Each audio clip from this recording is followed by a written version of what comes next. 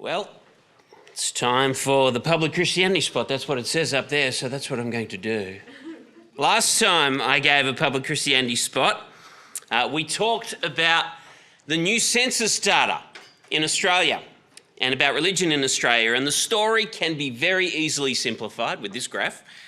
Since first being measured in the 1970s, the proportion of Australians identifying with no religion has increased from 6.7% to 38.9%, which means on average, and only on average, 2 out of every 5 Australians do not identify with any religion, let alone with Christianity, which now only represents 43.9% of the population, hence why the graphs are converging. Just to remind us, there is now only a 5% gap between people who identify with Christianity and people who identify with nothing. As recently as 1991, that difference was 61%. So in my lifetime, Christianity has radically lost market share. But what does no religion actually mean? What does it mean to be a nun? N-O-N-E.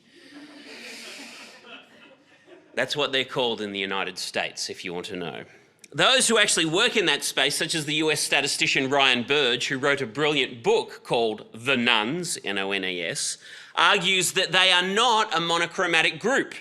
He identifies at least 3 different subgroups: atheists, agnostics, and people who are nothing in particular. Not everyone who says no religion is an atheist. Atheism, if you haven't encountered it much in your life in terms of people, is where you are convinced that there is no God. It bears the hallmarks of a conviction, almost a faith, something which you argue about and argue for, and something in which you feel a strong measure of confidence. Now, comparatively speaking, atheists are not the majority, both in the culture as a whole and even within the nuns. People are far more likely to be vague. My old boss, Simon Smart at the Centre for Public Christianity, used to describe Australian unbelief as a thin layer of resentment sitting on a sea of apathy. When you're speaking to Australian people who aren't believers, who do you imagine is sitting in front of you? I've heard many a talk that seems to assume that the person on the other end of the line is Richard Dawkins, or Sam Harris, or Peter Fitzsimons, if you want to Australianify it, or Jane Caro. Whereas I think they're far more likely to be reading Tom Tilley. Now, who is Tom Tilley, I hear you ask? Tom Tilley is a journalist who for many years worked on the Triple J radio program Hack. Now, for all I ever knew, he was a hip reporter on covering youth culture and the issues of the day, which included the place of faith amongst young people. What I had no idea about up until this year was that Tom Tilley grew up in a Christian cult and only fully divested himself of its shackles in his 20s. And this year he released a biography called Speaking in Tongues. Now, that title is not flippant or window dressing. Tilley, indeed his whole family, grew up in a fringe Pentecostal sect called the Revival Centres International. And their distinguishing emphasis in that religious group, and distinguishes them from other Christians, including all mainstream Pentecostals, is an obsessive focus on the gift of tongues as necessary for salvation. So much so that tongue speaking effectively substituted for Jesus. Salvation hung on speaking in tongues. Now, Tilley's story is fascinating for all sorts of reasons, but it's particularly fascinating for how a particular set of childhood experiences shapes your religious imagination. He gives this incredible insight into what it's like to go on Christian camps, on spiritual experience, and into the way that rules very specifically about dating and sex can become torturous in terms of the ways you try and get around them. At one point, Tilley leaves revival centres but continues to want to be connected with a church. And so he first tries out some Orthodox Pentecostal churches on the northern beaches. He meets a fantastic pastor at C3 who explains the gospel superbly to him and into how speaking in tongues works within mainstream Pentecostalism. Now, whoever David is in Tilley's account, you did great, brother.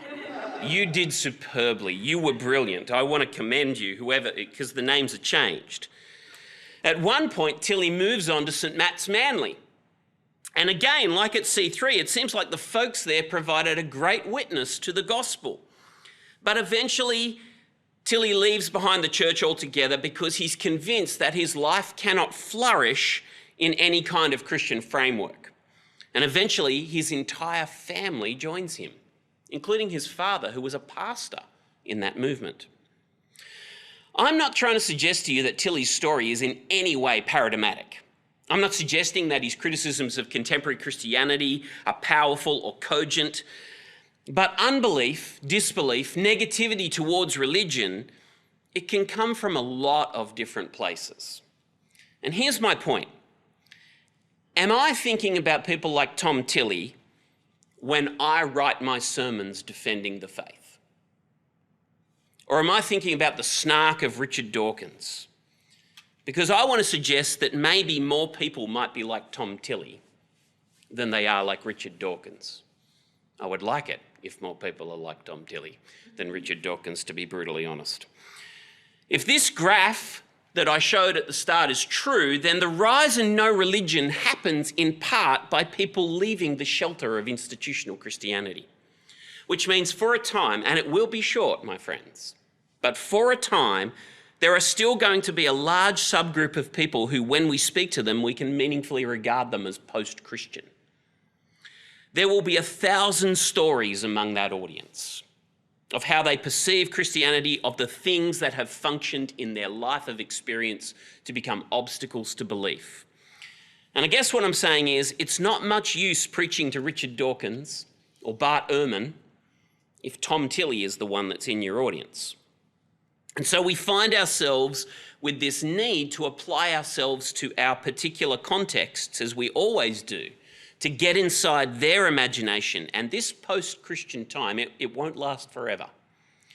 We will very soon have the experience of people where most in Australian culture have never had any institutional connection to Christianity. And that may be helpful or a hindrance.